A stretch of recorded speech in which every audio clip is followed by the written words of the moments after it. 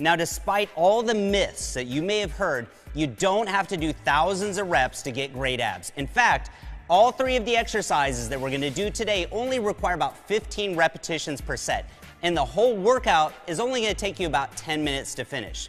Now, you only need to do this routine twice a week to get maximum benefits. Now, the muscle we call your abs or six-pack is actually made up of a muscle group called the rectus abdominis, which are paired muscles that connect vertically. And the three horizontal sections that you see that make up the six-pack are created by bands of connective tissue. Now, although you can't isolate the upper from the lower since they're only one muscle group, our first exercise works to specifically target your lower abs. Now, this exercise is something that you can do at home with no equipment. And what we're going to do is a reverse crunch, but not the way you see most people do them, and that's because most people do them incorrectly.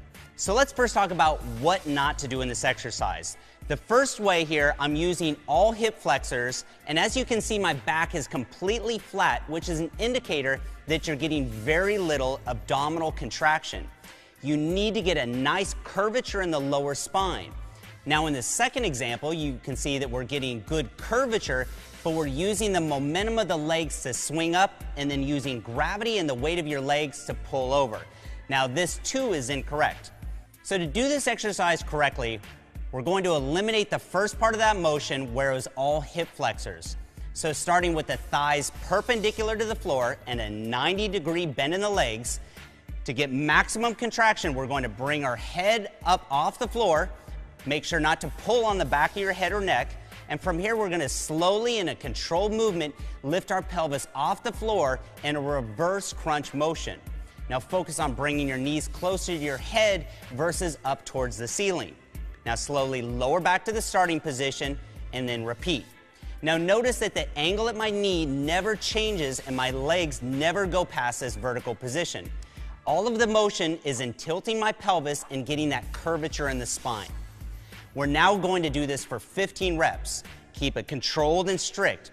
And remember to really squeeze at the top because this is the most important part. Training isn't just about mechanics, it's about learning to feel the muscle.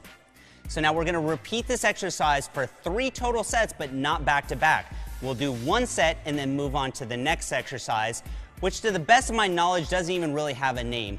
I just call it a plank tuck.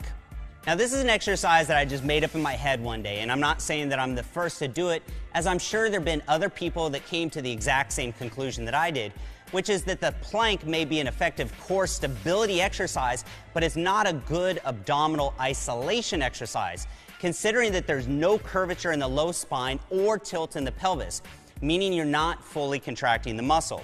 So here's what I do to correct that. I take a small towel and I put it down on a smooth floor. I put my feet on the towel in a push-up position. And starting with my back straight and my abs tight, I tuck my pelvis and pull my feet up by contracting my abs. So I'm going to slide them forward.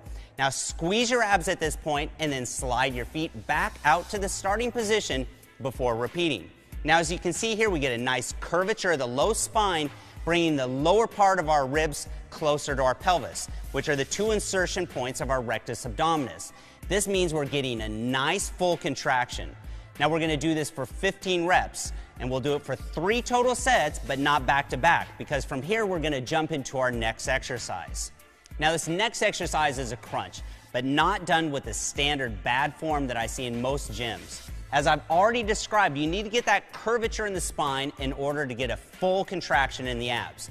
If I do a crunch like most people with my head going straight up toward the ceiling, you can see that my back remains relatively flat. Now this isn't going to cut it. To correct this, remember we need to get a fuller range of motion by bringing our head towards our knees, not the ceiling. Now when we do this, you can see that we get that curvature that we're looking for. So make sure to start the movement slowly, not using momentum and not pulling on your neck or your head. Squeeze at the top before slowly lowering back down. And make sure to go as high as you can, just before your low back comes off the ground. If it comes off the ground, then you're doing an old-fashioned sit-up, which is an effective exercise if it weren't for the stress that it places on your low back. So we're going to do this exercise for 15 reps.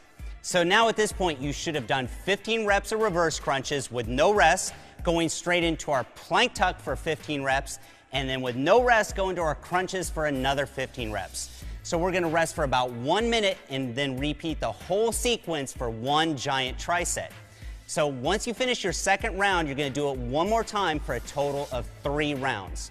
Now you can do this workout anywhere and should be able to do the whole routine in under 10 minutes. Now if you do it twice per week, you're gonna be well on your way to developing those 6-pack abs that you're looking for.